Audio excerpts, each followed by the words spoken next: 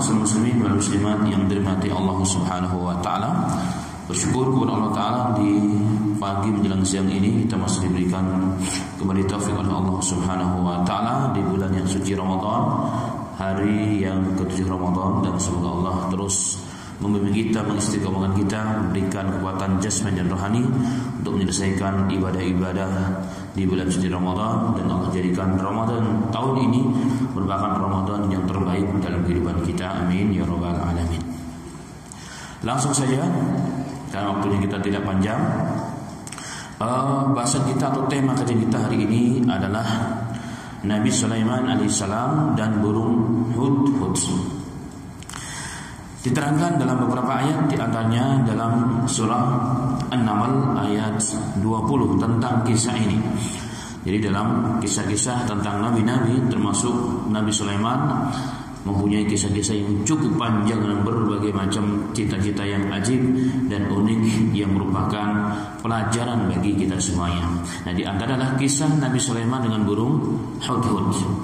Silakan dibuka Al-Quran surat An-Naml ayat 20. Allah Ta'ala berfirman, tafaqqadat tayra faqala ma liya la ara hudhuda am kana minal ghaibin. Nabi Sulaiman alaihissalam ketika beliau sedang memeriksa pasukannya,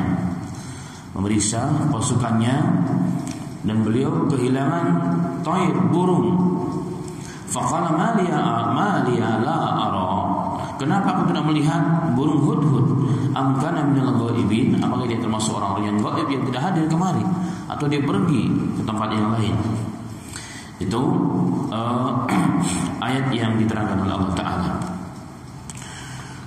Dalam kitab Qisasul Anbiya juga dinukilkan sekilas oleh Al-Imam Ibnu Katsir, dalam kitab juga Ibnu Katsir. Al-Imam Ibnu Katsir beliau bercerita bahwa satu di antara tentara Nabi Sulaiman adalah burung.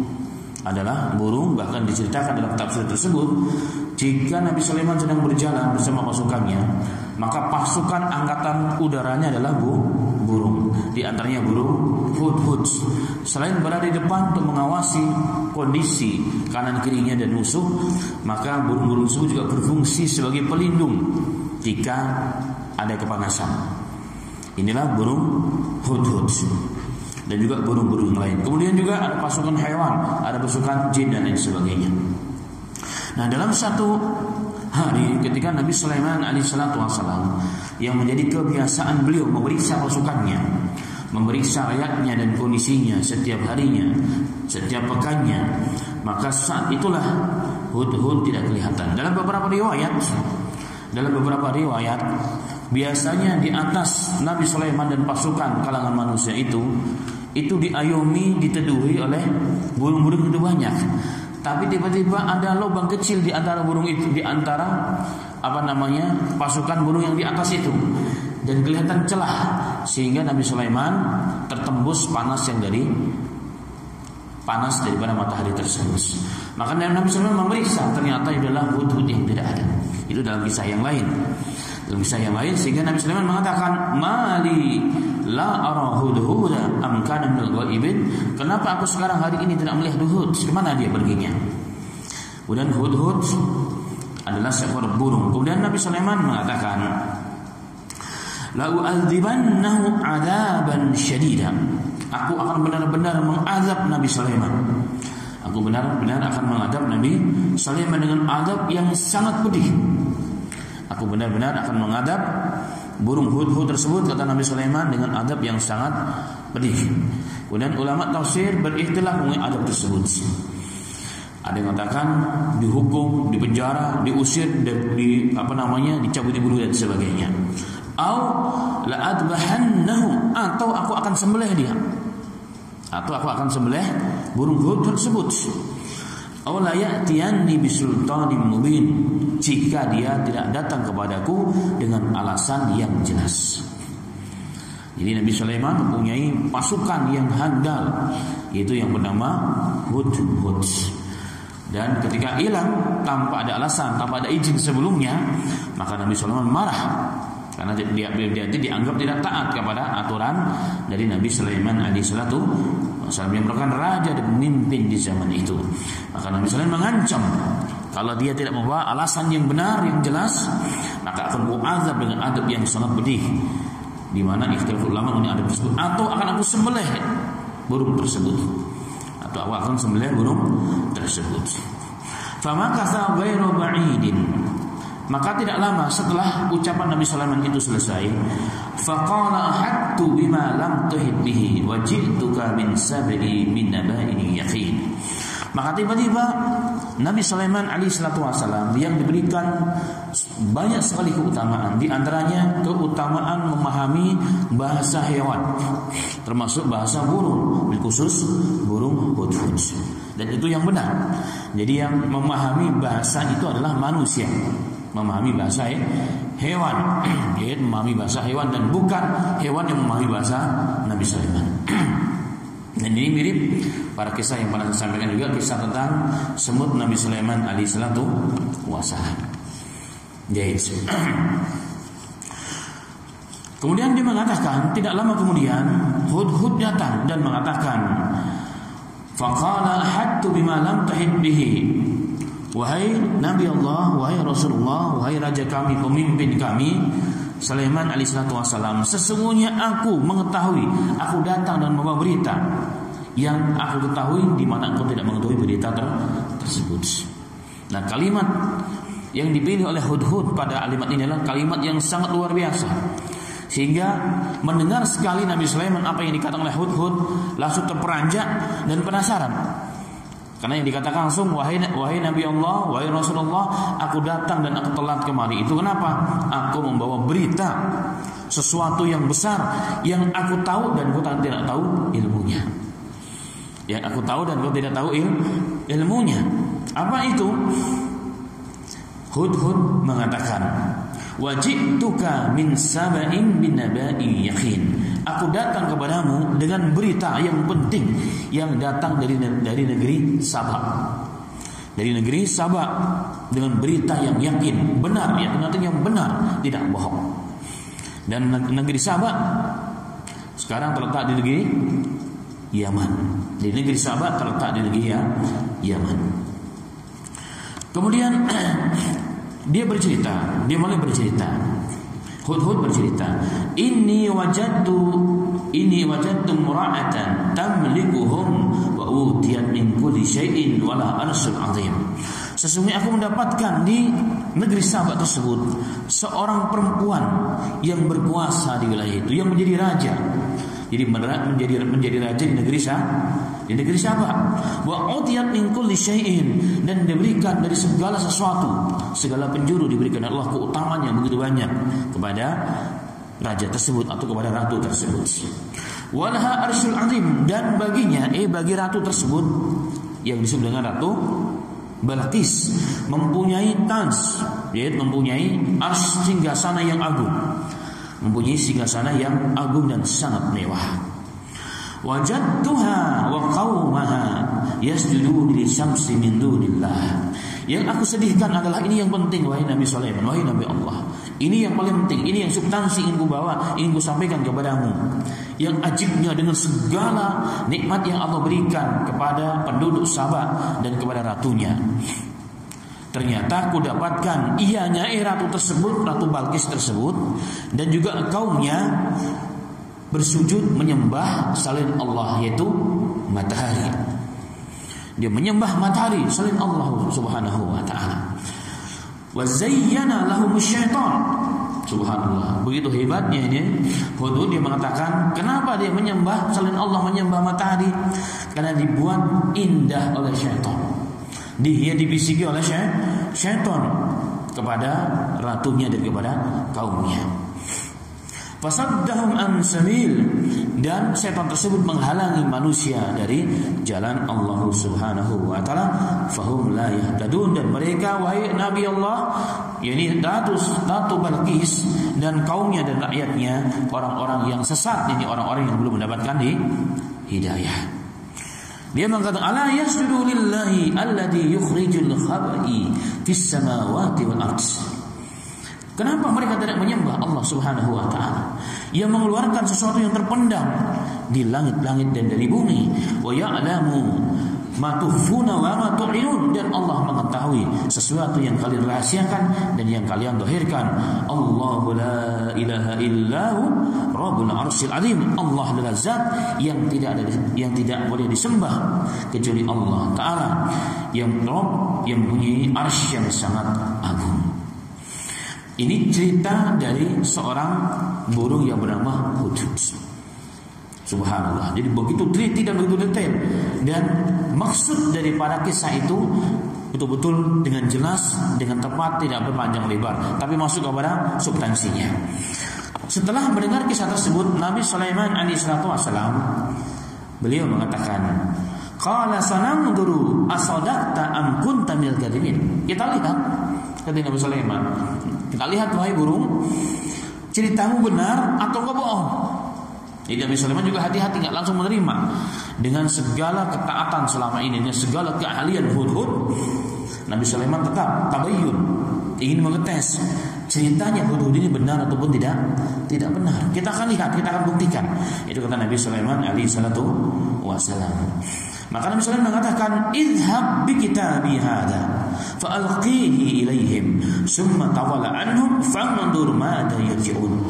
Ya sudah, saya sekarang tulis surat, dan bawalah surat ini wahai burung, lemparkan surat ini kepada mereka, yakni kepada kaum Sabah tersebut dan kepada ratunya.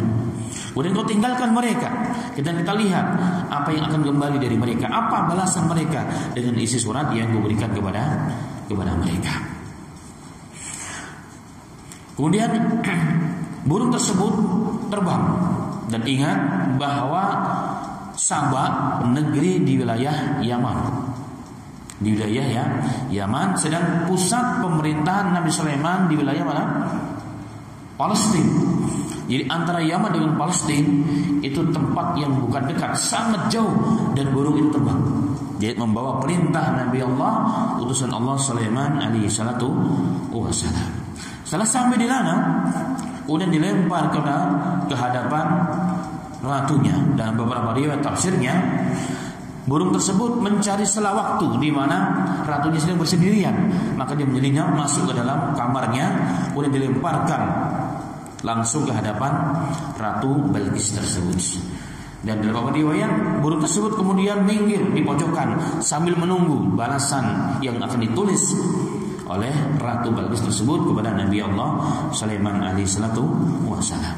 Nah, setelah membaca, ratu tersebut ternyata perempuan yang sangat cerdas dan bijak, tidak langsung dibalas, tapi dia kumpulkan seluruh pembesarnya, orang-orang dekatnya, diajak bermusyawarah dan bukan. Dan dia mengatakan, qalat, Ratu Balqis tersebut mengatakan, ya ayyuhal mala, wahai para pemuka-pemuka kerajaanku, aftuni fi amri, berikan pendapatmu, fatwa kepadaku. Berikan pendapat kalian wahai para pembesarku, para pembantuku, tentang perkara yang sedang kuhadapi. Ma fi amri ma kuntu qati'atan amra. Aku tidak akan memutuskan perkara ini, langsung keputusan sendiri. Hatta tashhadun, sehingga kalian menjadi saksi dan kalian berikan pendapat kepadaku. Maka mereka mengatakan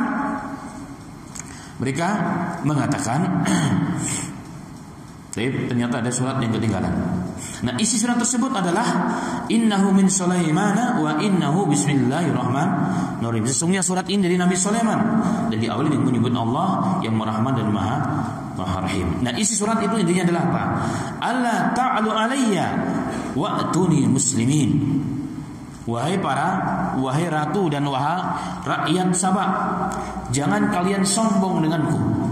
Jangan kalian sombong denganku. Maka datanglah kepadaku, berserah diri kepadaku sebagai seorang yang muslim. Jadi suratnya sangat pendek. Itu inti surat dari Nabi Sulaiman. Jadi inti surat dari Nabi Sulaiman, dakwah Nabi Sulaiman. Dan ini juga pernah dilakukan oleh Nabi kita Muhammad sallallahu alaihi wasallam.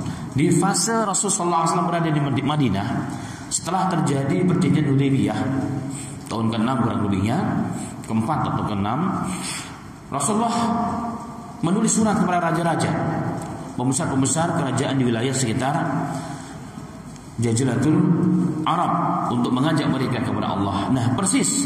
Tapi kalau Rasulullah, surat tersebut dibawa oleh petugas dari kalangan sahabat. Tapi kalau suratnya Nabi Sulaiman dibawa oleh seekor burung namanya hudhud. Baik. Kemudian ratu tersebut mengatakan, "Wahai para pembesarku, kukumpulkan kalian di sini adalah untuk apa? Agar kalian membantu masalahku yang kuhadapi. Berilah aku pendapat. Aku tidak akan memutuskan sekali putus sebelum aku mendapatkan usulan dari kalian." Maka mereka mengatakan, jadi para tokoh tersebut mengatakan, "Qalu nahnu ulul quwwati wa ulul ba'sin syadid." Kita ini wahai ratu, itu ada orang-orang yang kuat. Orang-orang yang kuat dan perbunyatan yang sangat dahsyat. Fal amru ilaik, tapi tetap keputusannya kami serahkan kepadamu wahai ratu. Fangduri madza ta'murni. Terserah apa yang kau putuskan, kami siap semua menerima keputusan tersebut. Qalat, maka Ratu Balqis mengatakan, "Innal muluka idza dakhalu qaryatan afsaduha wa ja'alu a'izzata ahliha adillatan." Setelah usulan yang pertama tadi itu mengisyaratkan untuk perang saja, kita lawan Sulaiman dan para tentaranya. Maka Ratu Balqis yang dia adalah seorang perempuan yang begitu halus dan begitu tajam, cerdas pandangannya, beliau mengatakan, "Sesungguhnya wahai kaumku, raja-raja itu kalau datang ke suatu kaum, suatu negeri, mereka akan merusak negeri tersebut dan akan menjadikan penduduk negeri tersebut menjadi hina-hina. Yang tadinya mulia menjadi hina, menjadi budak dan tawanan mereka. Fakadzalika yaf'alun, begitulah yang akan dilakukan oleh Sulaiman." Karena ratu ini mengetahui tentang Sulaiman, seorang raja yang menguasai bukan hanya manusia, jin dikuasai, hewan-hewan dikuasai, bahkan burung dikuasai, bahkan angin pun dikuasai. Jadi beliau kalau pergi nggak perlu pakai pesawat Garuda, panggil angin dibawa terbang sesuai dengan kehendak Nabi Sulaiman alaihissalam yang terangkan di dalam Al-Quran.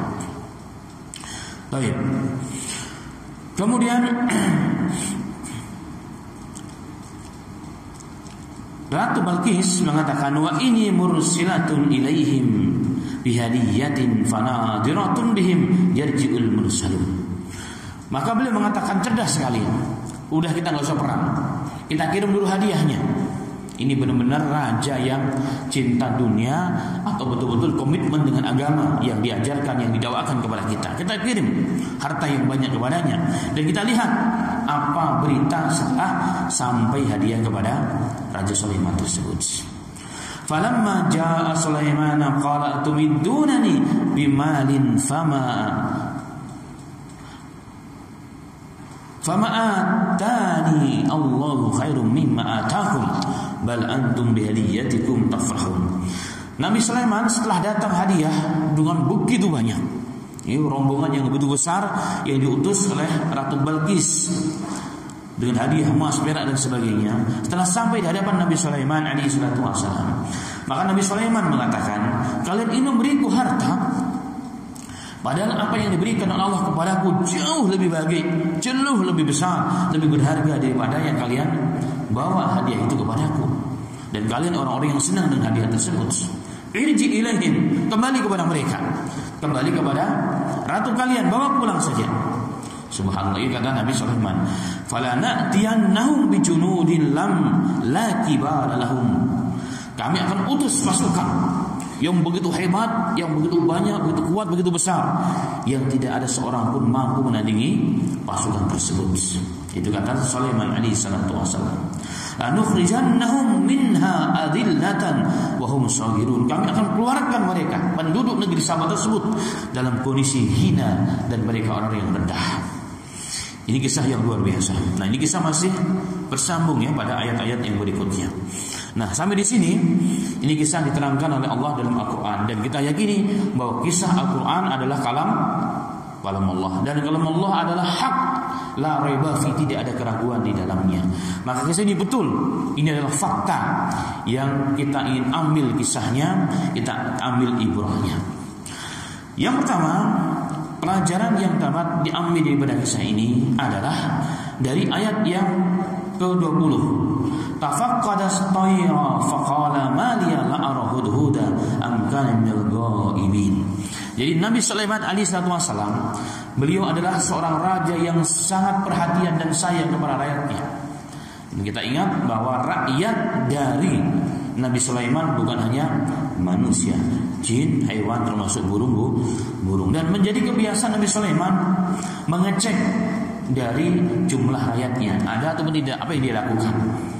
Dan ini pelajaran yang luar biasa bagi seorang raja, seorang pemimpin. Maka Nabi Muhammad SAW pernah mengatakan, "Man istama'a ra'iyatan," barang siapa yang diberikan kekuasaan rakyat oleh Allah Ta'ala, kemudian dia tidak memperhatikan kondisi rakyat tersebut, apa kata Allah Subhanahu Wa Ta'ala, maka Allah akan mengharamkan raja pemimpin tersebut masuk ke dalam surganya Allah Subhanahu Wa Ta'ala. Maka Nabi Sulaiman adalah raja yang sangat perhatian dan sangat perhatian dan sayang, sehingga beliau sering mengecek kondisi dari rakyatnya, bahkan termasuk seluruh rakyatnya, tentaranya, bahkan hudhud. Hudhud ini adalah burung yang kecil, tidak besar, di mana di Indonesia itu banyak, di wilayah Sumatera dan Kalimantan, yaitu itu burung hudhud. Dalam bahasa kita, dalam bahasa Indonesia, jadi hudhud itu burung yang cukup langka memang, ya, burung yang cukup langka, disebut dengan burung hupo tunggal, di mana badannya dari jambulnya yang tinggi itu sampai ke belakang kebanyakan berwarna coklat. Kemudian bagian kaki dan bagian jambulnya putih tapi ada garis-garis hitamnya. Itu burung hudhud. Nah, kenapa dikatakan hudhud? Oleh sebagian orang mengatakan hudhud itu karena suaranya itu jelek sekali, seperti hud, maka dikatakan burung hudhud katanya. Itu menurut para tokoh yang meneliti secara khusus mengenai burung hudhud tersebut. Nah, burung hudhud ini kecil, tapi Nabi Sulaiman pun tahu betul jumlah di rakyatnya. Jadi beliau tidak salah menghitung, tidak salah memasukkan data. Jadi seorang Sulaiman alaihissalam begitu hebat, sangat teliti. Bahkan burung yang kecil pun dapat dilihat dan tidak salah menghitung. Sekali lagi tidak salah memasukkan data. Itu Nabi Sulaiman alaihissalam. Dan ini kebiasaan Nabi Sulaiman apa? Belusukan. Nah, belusukan seorang raja ini sunnah para nabi, sunnah Rasulullah. Tapi ingat bedanya para nabi itu khalis lillahi ta'ala, demi menjalankan tugasnya untuk mengetahui sejauh mana kondisi rakyat yang sebenarnya, sehingga tidak membawa pasukan. Kalau belusukan sendirian, jadi belusukan itu memang sunnah para nabi dan rasul, tapi tujuannya bukan untuk pencitraan. Tidak perlu membawa kameramen dan seterusnya. Lillahi ta'ala. Itulah Sulaiman alaihissalatu wassalam. Dan Nabi Sulaiman adalah raja yang sangat tegas. Itu raja yang sangat tegas. Di mana ini hudhud? Kok aku nggak melihat? Jangan-jangan dia lari. Jadi tahu betul, langsung namanya pun hafal. Hudhud, burung yang kecil dari sekian juta burung yang menjadi tentaranya, beliau begitu hafal. Jadi beliau begitu hafal nama burung-burung tersebut. Dan Nabi Sulaiman mengancam, kalau dia tidak datang dengan alasan yang benar, yang boleh saya maafkan alasan dan uzur tersebut, maka akan kuadab dengan adab yang sangat pedih. Di sini ikhtilaful ulama. Ada yang mengatakan akan diusir, ada yang mengatakan akan dicabut di bulunya dan lain sebagainya, atau akan aku bunuh, akan aku sembelih. Itu kata Nabi Sulaiman alaihissalatu wassalam, jika dia tidak membawa alasan yang benar secara syar'i. Ternyata qadar Allah, memang Allah ingin skenario daripada Allah. Allah ingin bercerita, ini pelajaran bagi kita semuanya. Famakatha ghairu ba'idin. Tidak lama Nabi Sulaiman bercerita, berkata-kata di hadapan para rakyatnya, tiba-tiba datang burung hudhud, bluk, datang ke hadapan Sulaiman, langsung kepada fokus pembicaraan. Dia enggak bertele-tele karena beliau seorang raja, waktunya sibuk. Langsung dikatakan kepada Sulaiman alaihissalatu wassalam, ahad bima lam tuhid bihi. Wahai raja, wahai Nabi Allah, aku telat itu karena aku membawa berita, membawa ilmu pengetahuan yang kamu belum tahu. Ini kekhususan spesialisnya hudhud. Sehingga dikatakan oleh sebagian ulama bahkan menggelari hudhud itu sebagai insinyur, ahli pertanahan, ahli air. Jadi beberapa kisah dalam beberapa buku kalau dibaca, di antara spesialis jadi para hudhud itu, kalau dalam satu safar, Nabi Sulaiman safar itu nggak 1-2 orang, ribuan, ratusan ribu pasukan, jutaan bahkan. maka sangat memerlukan air yang banyak. Nah saat itulah maka Hudhud akan disuruh mencari tempat air dan sumber air. Dalam tafsir Ibnu Katsir diterangkan bahwa salah satu karunia Allah berikan pada Hudhud itu, pandangan Hudhud dapat menembus lapisan tanah dan tahu betul di mana letak sumber air itu. Jadi nggak perlu pakai alat, langsung dilihat. Oh di sini nih. Disampaikan kepada Sulaiman, maka dikasih tanda dengan paruhnya, digaris sedikit, maka Sulaiman akan memerintahkan tentaranya, manusia dan kaum jin untuk menggali sumur tersebut. Karena apa? Karena Sulaiman tidak akan mungkin mencukupkan air yang dibawa, karena jemaahnya begitu banyak, manusia, hewan, unta, burung dan sebagainya. Inilah spesialis pada Hudhud. Hudhud yang merupakan burung yang luar biasa. Tohib. Tapi aneh, ada satu buku mungkin bapak-bapak ibu pernah baca. Saya tidak sebutkan penulisnya. Kalau tidak salah judul bukunya tersebut bahwa Borobudur itu merupakan karya Nabi Sulaiman dan pusat pemerintahan Sulaiman di wilayah Jawa katanya. Ada sebuah buku demikian, bukunya tebal. Di antara dalilnya adalah apa? Karena di Jawa itu rata-rata orang suka burung. Itu oleh salah seorang penulis di Indonesia. Tapi penulis ini terlalu jauh ya, terlalu takalluf ya, terlalu dibuat-buat, menyambung-nyambung tentang Nabi Sulaiman dengan Borobudur. Karena Borobudur kita tahu turun temurun yang bangun siapa? Bukan orang Islam. Nabi Sulaiman adalah Muslim. Walaupun syariatnya beda kita dengan Nabi Sulaiman alaihissalam. Tidak mungkin itu terjadi. Beda sekali. Tapi pada kulihat kembali kepada ayat. Dan berita yang dibawa oleh Hudhud adalah apa? Bahwa dia sampai, beliau berada, kerajaannya pusatnya di Palestina. Beliau bisa sampai ke wilayah Sabah di Yaman, sehingga beliau mempunyai kecepatan terbang yang sangat luar biasa, ibarat pesawat jet. Dan beliau mempunyai kemampuan terbang yang begitu jauh, sehingga dalam beberapa penelitian burung ini bisa terbang sampai puluhan negara sekali terbang. Itulah Hudhud. Jadi sangat masuk akal kalau beliau diberikan kemampuan terbang dari Palestina sampai ke Yaman, dari Yaman balik lagi sangat hari yang sama. Karena kemampuan yang Allah berikan kepada Hudhud. Jadi pesawat yang luar biasa, pesawat kecil di zaman itu. Kemudian ma'asyiral muslimin rahimani wa rahimakumullah. Apa yang menyebabkan Hudhud telat membawa berita tentang sebuah kerajaan, di mana kerajaan tersebut letaknya di Yaman yang bernama Sabah, yang dipimpin oleh seorang ratu yang bernama Balqis dalam banyak kitab tafsir. Dan ajibnya Allah berikan segala karunia kepada negara tersebut, termasuk kepada Balqisnya, ratunya tersebut.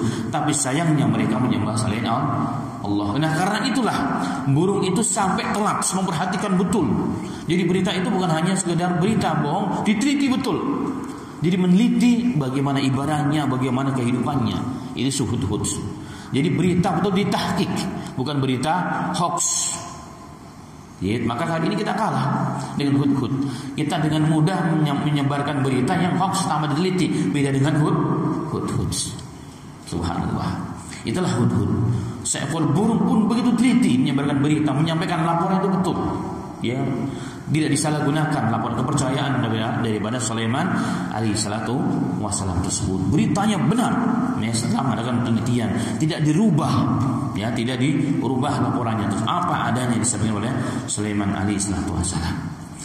Dan yang menjadi kerisauan burung itu nampak di laporannya.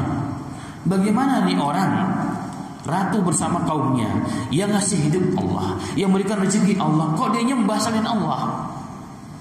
Tapi jawabannya Hudhud pun tahu, karena mereka dibisiki oleh syaitan. Karena kerjaan syaitan itu yasuddu an sabil, menghalangi manusia dari jalan Allah, jalan ketaatan kepada Allah Subhanahu wa taala. Nah, asbab inilah maka Hudhud siap menerima segala konsekuensi. Mau diazab, mau disembelih, gak apa-apa. Yang penting aku membawa berita tentang kemaslahatan umat yang lebih besar. Sehingga Sulaiman mengatakan, Sulaiman pun seorang raja yang hebat, raja yang sangat hebat, yang tidak begitu saja percaya. Ia tidak begitu saja percaya, maka beliau tabayyun. Dan itulah hendaknya seorang muslim. Makanya Allah juga mengatakan, ya ayyuhalladzina amanu in ja'akum fasikum binaba'in fatabayyanu.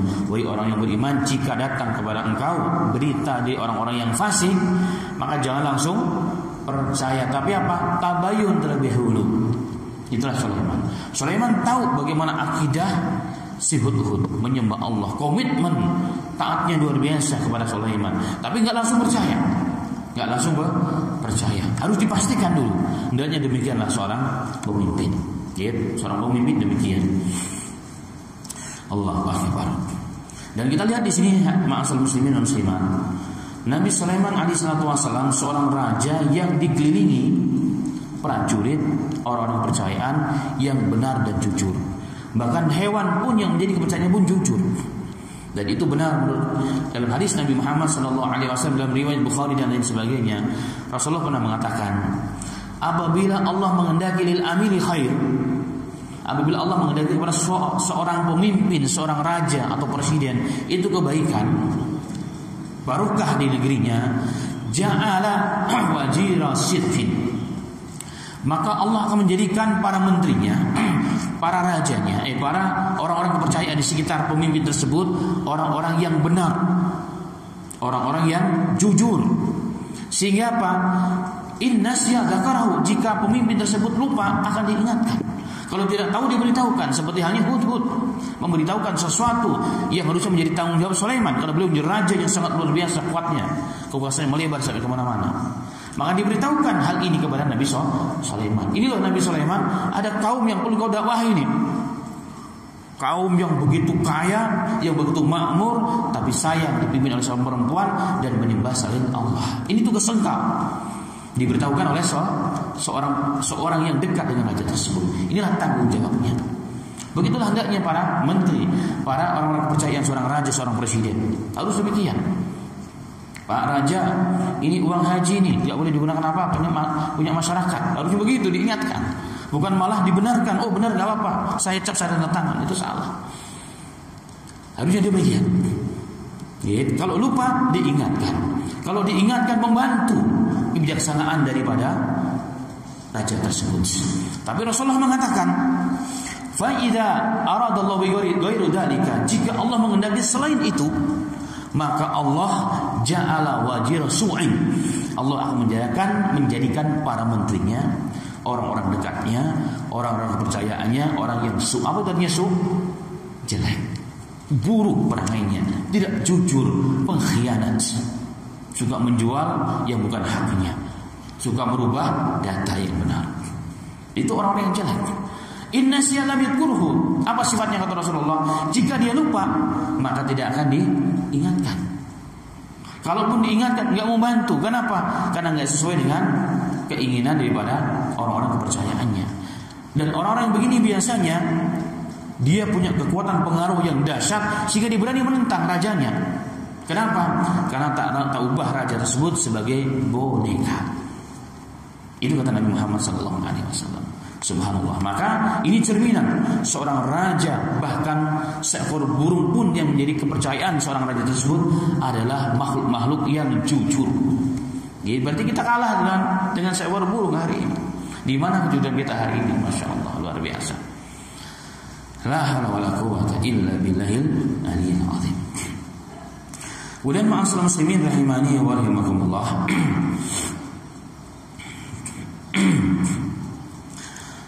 Kemudian Nabi Sulaiman alaihissalatu wassalam untuk mentabayyun laporan daripada Hudhud tersebut mengirim surat. Jadi mengirim surat juga termasuk sunnah para nabi dan rasul. Jadi dakwah itu bukan hanya di atas mimbar, bukan hanya di atas bangku dalam kajian, tapi juga salah satunya melalui surat. Nah, surat hari ini dipermudah oleh Allah, berubah jadi apa? Jadi WA, jadi Facebook, jadi apa lagi? Dan seterusnya. Dan itu kita gunakan sebagai sarana dakwah untuk menyampaikan kebaikan. Jadi kebaikan itu jangan pernah dilupakan. Karena kebaikan itulah, untuk kebaikan hidayah kemaslahatan umat inilah, maka seekor burung berani menempuh perjalanan yang begitu panjang dan melelahkan dan capek, dan bisa nyawa melayang terbang dari Palestina sampai ke Yaman. hanya untuk perkara kebaikan kemaslahatan umat, membawa surat kembali, pulang pergi kembali. Ini luar biasa. Dan hari ini alhamdulillah Allah telah mudahkan menyebarkan kebaikan ini. Tidak perlu capek-capek seperti halnya hut-hut terbang ke sana kemari. Hari ini kita setiap orang punya grup, ya kan, di WA. Ambil ceramah yang bagus, ambil artikel yang bagus, sebarkan sebanyak-banyaknya. Yakin dari sekian ratus orang pasti ada satu orang yang akan nyangkut. Itu menjadi apa? Menjadi investasi kita nanti akhiratnya Allah Subhanahu wa taala. Baik. Kemudian dari pernyataan Sulaiman kita melihat Sulaiman itu walaupun raja dari manusia yang sangat hebat. Bapaknya hebat, beliaunya juga hebat. Dengan kemuliaan yang luar biasa, seorang nabi dan rasul. Tapi menghargai kebaikan rakyatnya sekecil apapun. Dan siapapun dia, hanya seekor burung, tapi betul-betul dihargai pendapat dan masukannya dan laporannya. Dan ini hikmah maksud muslim. Hari ini berapa banyak kita yang lupa. Gak usah jauh-jauh seorang pemimpin. Sebagai ibu dan kepala rumah tangga di rumah, kadang-kadang kita ini egois, diktator. Kadang-kadang jarang mendengar usulan masukan dari anak-anak kita. Padahal Nabi Sulaiman seorang raja mau mendengarkan pendapat burung. Subhanallah. Ini suatu bukti bahwa Sulaiman punya sifat yang sangat tawadhu, yang harus dicontoh oleh setiap kita. Memperhatikan rakyatnya begitu luar biasa. Hari ini salah satu kehancuran rumah tangga kita adalah apa? Orang tua, bapak dan ibu sibuk dengan urusannya, anak dibiarkan. Hanya dikasih apa hari ini? Dikasih handphone. Umur 2 tahun udah mahir dikasih handphone, yang penting tenang, gak nangis. Itu satu kesalahan yang luar biasa. Dan banyak kehancuran di situ di rumah tangga tersebut. Dan Nabi Sulaiman mengajarkan tidak demikian. Harus diperhatikan betul. Harus diperhatikan betul. Hari ini berapa banyak orang tua yang anaknya jam 12 belum pulang. Mending laki-laki, ini perempuan banyak di wilayah kita hari ini. Berarti apa? Kalah dengan Nabi Sulaiman. Ini adalah kisah untuk kita mengambil ibrah dan pelajaran. Allahu Akbar. Kemudian ma'asyiral muslimin rahimani wa rahimakumullah.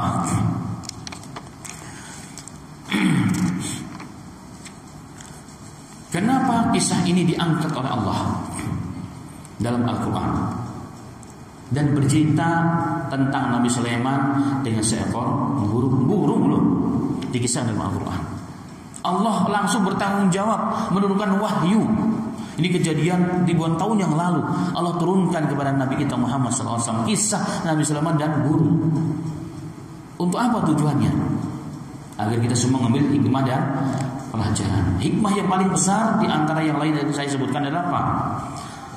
Adalah ternyata seekor burung pun ketika dia menggunakan risaunya, kemampuannya, akalnya menjadi asbab kebaikan, hidayah bagi yang lainnya, Allah angkat derajatnya. Seekor burung gara-gara dia memikirkan risau sedih melihat manusia, makhluk yang paling mulia, menyembah selain Allah, padahal Allah telah memberikan segala hal, maka dia sedih laporkan kepada Nabi Sulaiman alaihissalam. Maka kira-kira ma'asyiral muslimin, kalau kita yang disebut dengan asraful makhlukat, makhluk yang paling mulia, risau terhadap hidayah tetangga kita, risau terhadap hidayah anak saudara kita, kepada masyarakat dan bangsa ini, apakah Allah tidak akan sia-siakan? Allah tidak akan pernah sia-siakan. Makanya Nabi Muhammad SAW pernah mengatakan bahwa orang yang menggunakan waktunya di jalan Allah, berjuang, berjihad, berdakwah, maka waktu yang sejenak itu dalam Sahih Bukhari dan Muslim itu nilainya lebih baik dunia serta isinya. Laghatun awrahatun fi sabilillah khairu minad dunya wa ma fiha. Sejenak saja di pagi hari sore hari di jalan Allah, memperjuangkan agama Allah, berdakwah di jalan Allah, maka itu lebih baik pada dunia serta isinya. Ternyata Hudhud paham itu. Subhanallah. Sangat paham mengenai bab hidayah, menjadi asbab hidayah bagi manusia. Dalam hadis yang lain Rasulullah juga mengatakan bahwa dalam hadis yang saya kira dulu itu lemah, ternyata hadis yang sahih dalam sanad yang cukup banyak. Raka'atani aw sa'atan fi sabilillah khairun min i'tikafi lailatul qadri amam al aswadi. Jadi waktu yang kita gunakan atau ibadah yang kita gunakan saat kita sedang berjuang jalan Allah, menyebarkan kebenaran, menghadiri majelis-majelis agama, mengiklan tentang kebaikan, itu fisabilillah. Maka waktu dan ibadah kita yang sejenak itu, kata Rasulullah, lebih baik daripada iktikaf di bulan Ramadan, pastinya di depan Hajar Aswad. Hadis ini sahih. Hadis ini sahih. Itu menganggap lengan, ternyata ditahqiq sahih. Ibadah di bulan iktikaf di bulan Ramadan pahalanya sangat besar. Di depan Hajar Aswad lagi, tempat yang paling afdol untuk berdoa. Tentunya di dalam masjid apa? Masjid Haram Mekah. Yang 2 rakaat di Masjid Haram Mekah lebih baik daripada berapa pahalanya? 100.000. Subhanallah.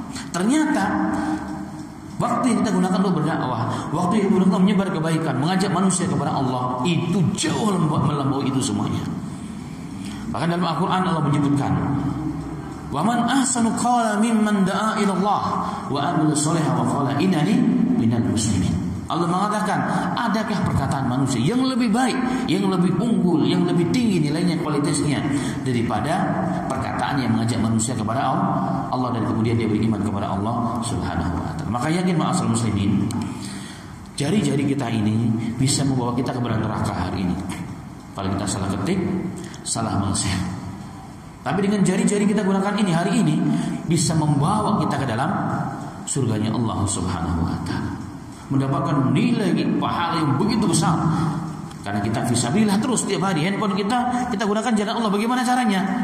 Ma min awqatin, tidak ada waktu kecuali kita gunakan untuk kebaikan, melihat yang baik, menyebarkan yang baik. Maka handphone itu insyaallah dihitung apa? Handphone yang fisabilillah. Luar biasa di zaman ini sebenarnya.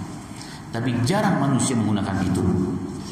Maka kita beri handphone ke anak kita pun kita sampaikan kepada mereka, gunakan handphone untuk kebaikan. Boleh, Islam itu tidak menolak kemajuan zaman, teknologi sejalan.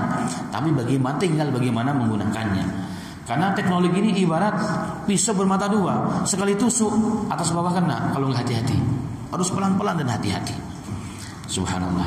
Nah, kembali pada kisah Nabi Sulaiman dan Hudhud.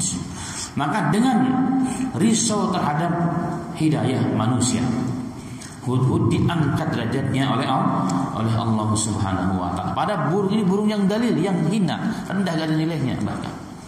Tapi gara-gara dia risau terhadap umat, sekelompok umat, Allah begitu cinta dan Allah begitu senang. Dia hanya perantara saja.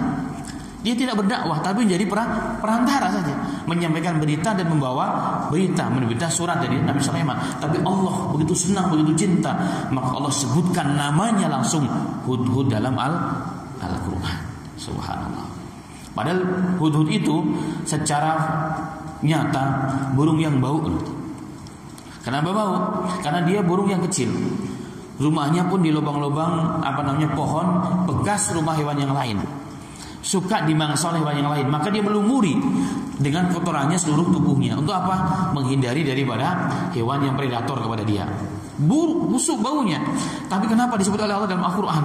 Karena saking tingginya derajatnya, nilainya di sisi Allah. Sebab apa? Peduli dengan orang lain. Itulah Islam sesungguhnya. Islam itu bukan agama mengajar kita sebagai abid untuk diri kita sendiri, tidak.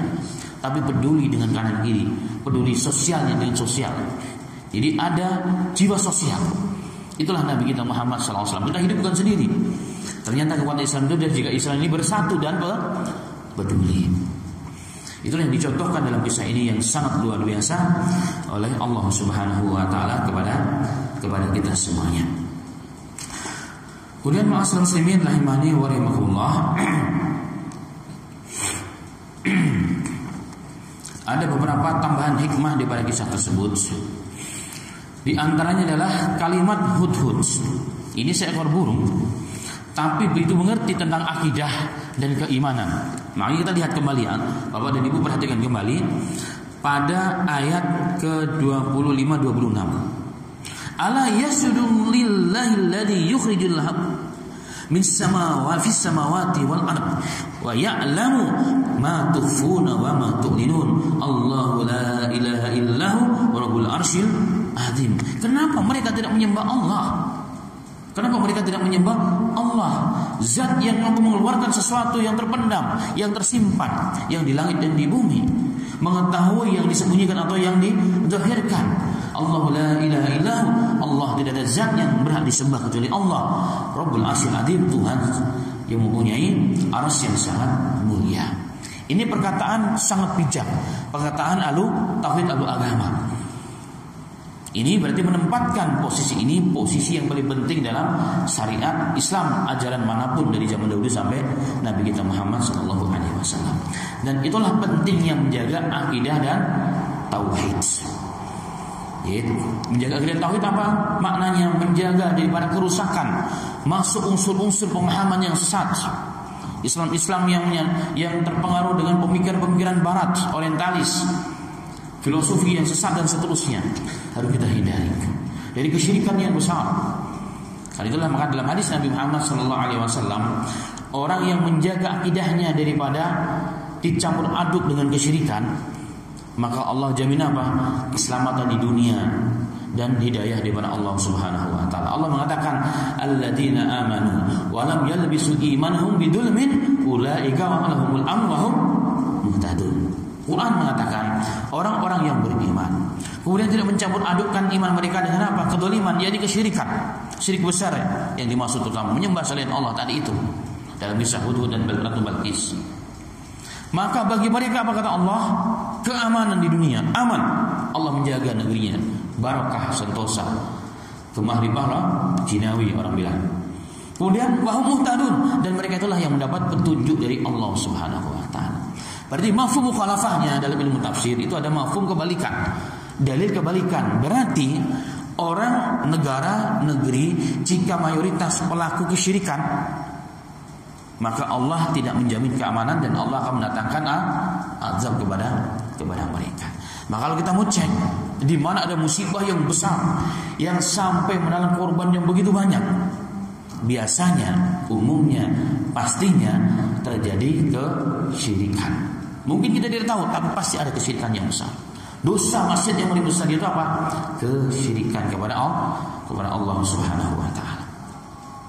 Ini pelajaran penting dari kisah Hud dan Nabi Sulaiman alaihi salatu wassalam. Makanya jangan kita sampai kalah dengan Hud.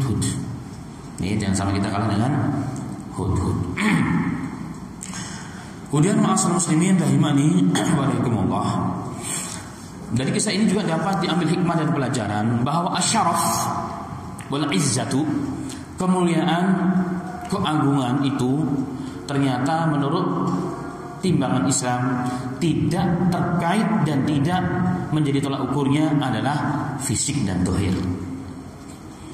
Jadi orang mulia itu bukan karena fisiknya cakep, tinggi, ya kan? Tinggi, besar, putih, mancung, suaranya bagus, kaya, masya Allah. Bukan itu kemuliaan. Tapi apa kemuliaan itu? Sifat karakter orang itu yang ada. Gitu. Kemudian karya yang dia torehkan, investasi yang diberikan untuk umat yang setelah dia datang itu. Itulah kemuliaan manusia. Makanya kita lihat seekor burung hudhud. Apa sih burung hudhud? Apa sih burung itu? Tapi ternyata apa? Dimuliakan oleh Allah Subhanahu wa taala. Bahkan lebih mulia banyak dari sebagian manusia dan kaum muslimin bahkan. Karena apa? Bukan karena dohirnya jelek, bau bahkan. Tapi apa? Torehan bakti jasa karya yang ditorehkan oleh hudhud kepada umat ini. Maka manusia bisa menjadi mulia karena apa? Sifat yang ada dalam dirinya, keimanan yang kuat, dan juga karya yang dia berikan, investasi untuk umat setelahnya yang dia berikan kepada manusia, maka manusia dimuliakan oleh Allah. Benarlah sabda Rasulullah SAW, innallaha la yanzuru ila suwarikum wa la ila ajsamikum walakin yanzuru ila qulubikum wa a'malikum. Hadis sahih. Rasulullah mengatakan sesungguhnya Allah tidak melihat manusia itu, tidak memuliakan manusia itu, tidak menjadikan orang itu hebat di mata Allah itu karena wajah dan rupa manusia itu. Wajah dan rupa manusia itu. Tapi Allah akan memuliakan dan Allah melihat yang pertama kali adalah apa? Imannya, hatinya. Bersih enggak hatinya, ada sombong enggak, ada congkak enggak, ada iri enggak, cinta dunia banget atau enggak, atau bagaimana? Kemudian baru amalnya sahih tidak? Itu yang mengangkat derajat manusia di sisi Allah Subhanahu wa taala. Maka kalau hari ini banyak pentas, bahkan dalam Islam ada pentas putih hijab, yang tercantik, yang tercakap dia yang menang. Itu sebenarnya khilaf dengan agama. Karena bukan itu kemuliaan. Sehingga apa?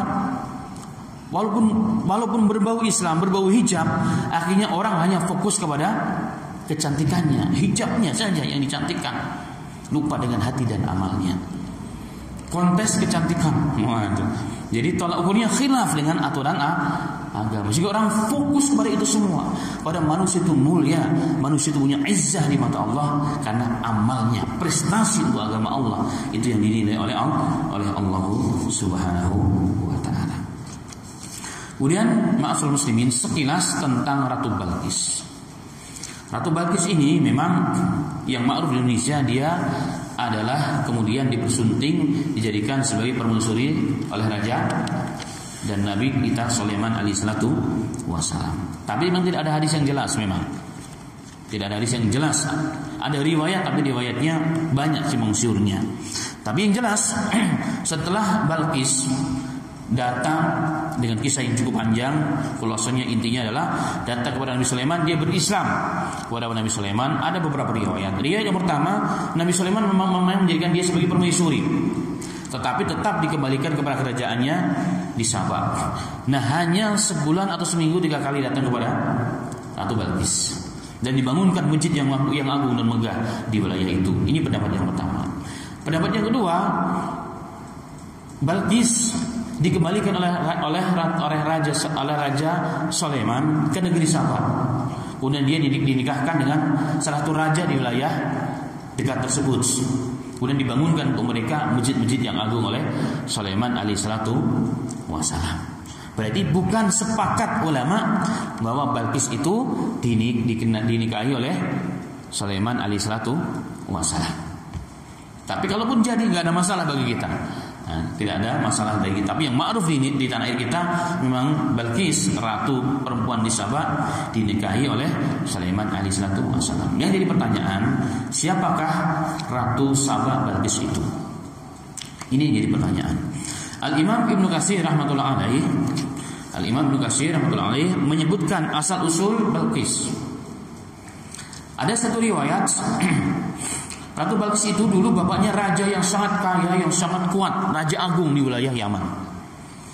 Raja agung di wilayah Yaman. Setelah bapaknya meninggal dunia, maka bapaknya Ratu Balqis itu tidak punya anak yang laki-laki.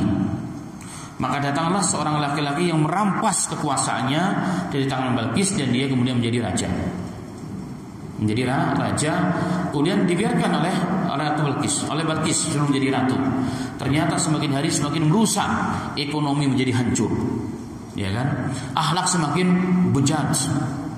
Banyak potensi-potensi yang merupakan sumber daya negara dijual ke negara asing. Itu yang terjadi. Bukan Balqis pusing dan risau. Akhirnya dia bersiasat.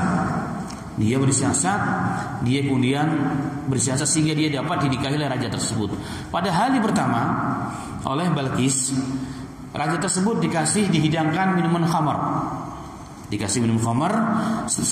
Bahkan belum disentuh Balqis.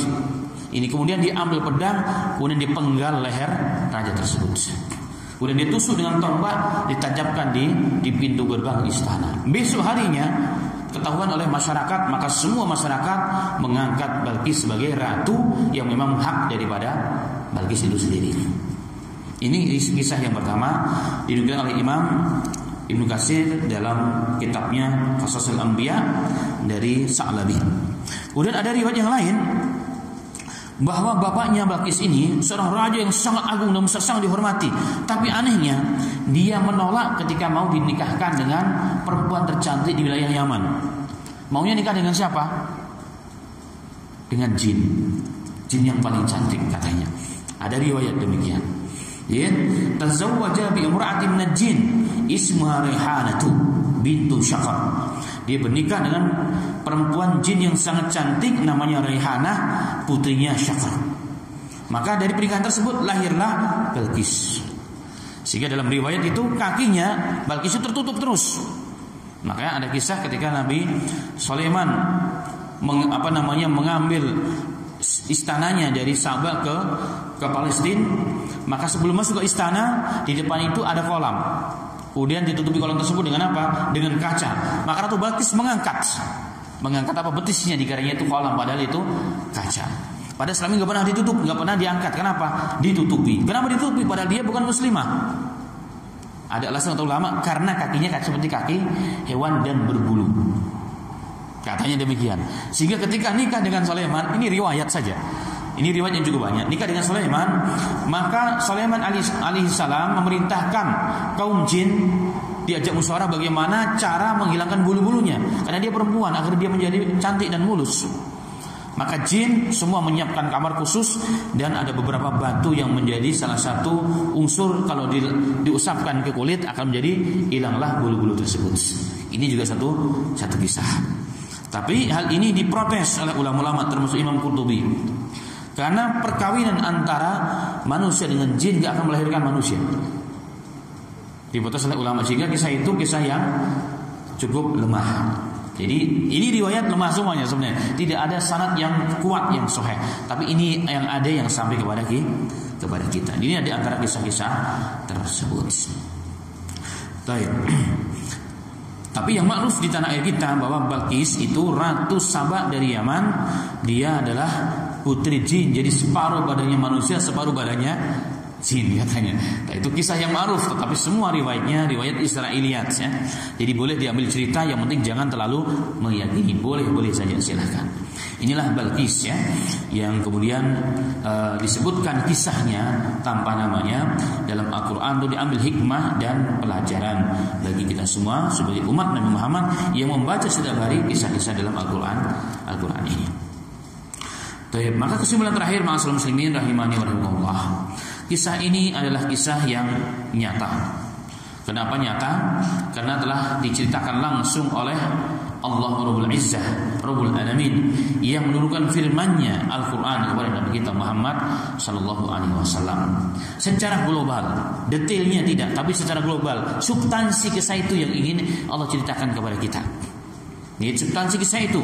Jadi proses bagaimana nikahnya nggak diceritakan. Kenapa? Nggak penting kata Allah. Yang penting adalah substansi kisahnya. Ini kisah Hudhud, kisah Balqis yang menyembah selain Allah. Bagaimana dientaskan oleh seorang Hudhud, kemudian dilanjutkan, di follow up oleh seorang raja yang bernama Sulaiman alaihissalatu wassalam. Maka tugas setiap kita adalah menjadikan diri kita menjadi sebab hidayah bagi orang lain, dan bukan sebaliknya, menjadi sebab tertutupnya hidayah bagi orang lain. Sampai jam berapa Ustaz kira-kira? Ya, sampai 10 menit lagi. 10 menit lagi. 5 menit lagi. Baik. Nah, untuk menutup kisah ini adalah ada satu kisah nyata dari seorang gadis dari Fransa. Saya dikirim videonya dari sana, teman-teman teman-teman lama saya di sana. Ada seorang wanita Fransa yang dia masuk Islam, yang keluarga besarnya orang-orang Kristen Nasara. Maka demi menyelamatkan imannya, karena setiap hari terus didoktrin, dimarahi, maka si wanita tersebut berhijrah meninggalkan negaranya kemana? Ke Aljazair.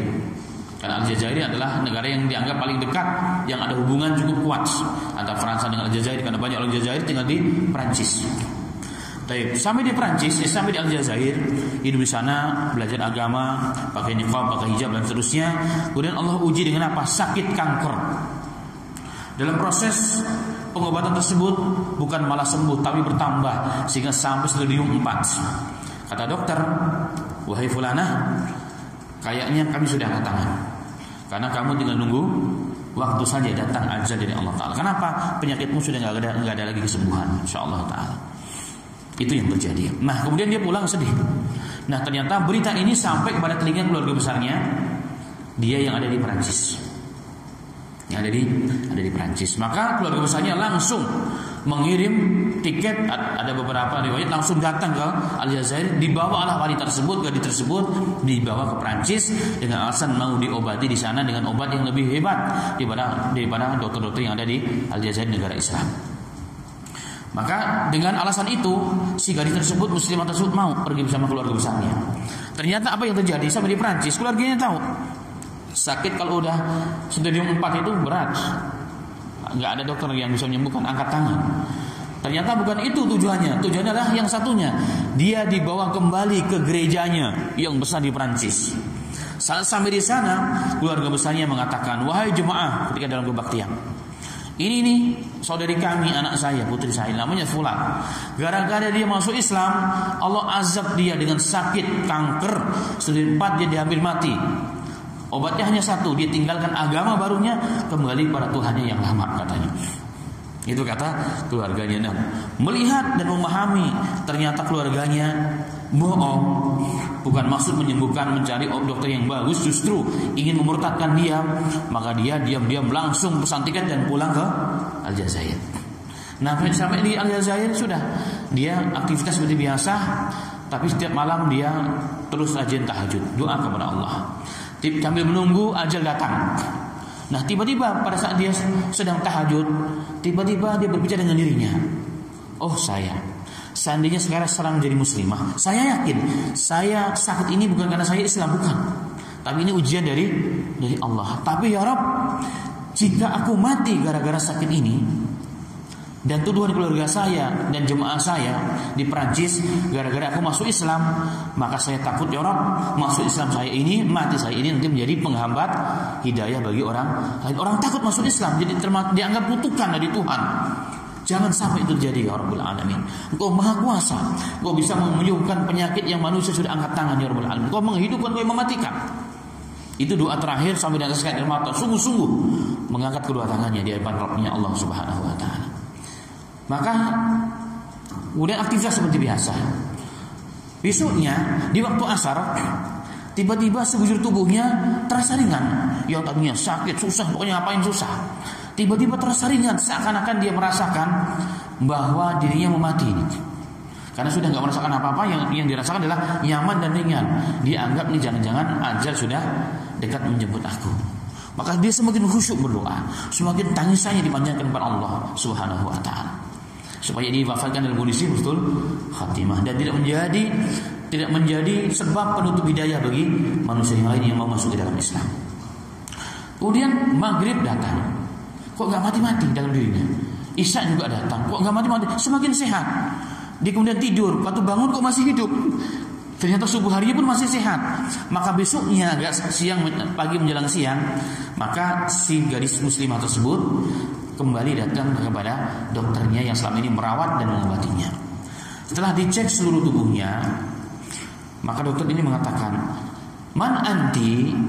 Kamu ini siapa, wahai perempuan, wahai fulana, wahai muslimah?" Dia katakan, "Aku ana fulan bin fulana, aku fulana yang selama ini kau periksa, kau rawat, yang selama bertahun-tahun aku sakit sampai kepada stadium 4 sakit kankerku ini."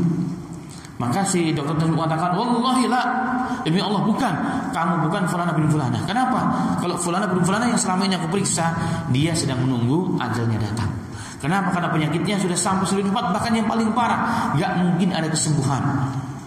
Engkau pasti wanita lain karena mirip orangnya.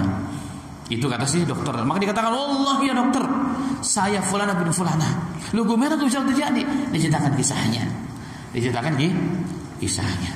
Kemudian masyarakat muslimin, setelah itu dia yakin bahwa dia telah sembuh, bukan malah mau mati, sembuh total, dicek berkali-kali dan dia sembuh, gak ada bekas-bekas penyakit sedikit pun. Maka dia langsung beli tiket balik ke Perancis, langsung membawa keluarga besarnya, langsung masuk ke dalam gereja. Apa yang dia ucapkan? "Wahai manusia, wahai saudara-saudaraku, wahai keluargaku, wahai jemaahku di gereja yang sedang berbaktian, ketahuilah, kalau orang dahulu mengatakan saya kena penyakit kanker karena Islam, itu salah. Yang ada, saya sakit kanker parah, kemudian saya masuk Islam dan Allah sembuhkan penyakit saya. Dan ini adalah karunia, mukjizat, kelebihan, keutamaan yang Tuhan berikan kepada aku. Kenapa aku menjadi orang yang beriman kepada Allah dan Rasulnya?" Maka setelah perkataan ini ternyata disambut baik oleh masyarakat sana, sehingga banyak keluarga besarnya dan jemaah yang hadir saat itu masuk ke dalam Islam. Nah, inti kisah ini kaitannya dengan bab adalah apa? Janganlah kita menjadi orang menyebabkan orang tertutup hidayah. Maka pikirkan dulu melakukan sesuatu. Jangan sampai perbuatan kita menjadi sebab tertutupnya hidayah bagi orang lain. Justru sebaliknya, kita pikirkan bagaimana perbuatan kita, perilaku kita menjadi sebab kebaikan, bahkan menjadi sebab terbukanya hidayah bagi manusia yang lain. Dan itu yang harus ada pada kita. Jangan sampai kalah dengan siapa? Dengan hudhud, burungnya Sulaiman alaihissalatu wassalam. Demikian hikmah kisah Sulaiman dan hudhud yang tadi sama-sama kita ngaji dalam waktu yang tidak terlalu panjang. Semoga bermanfaat kita semuanya. Amin ya rabbal alamin.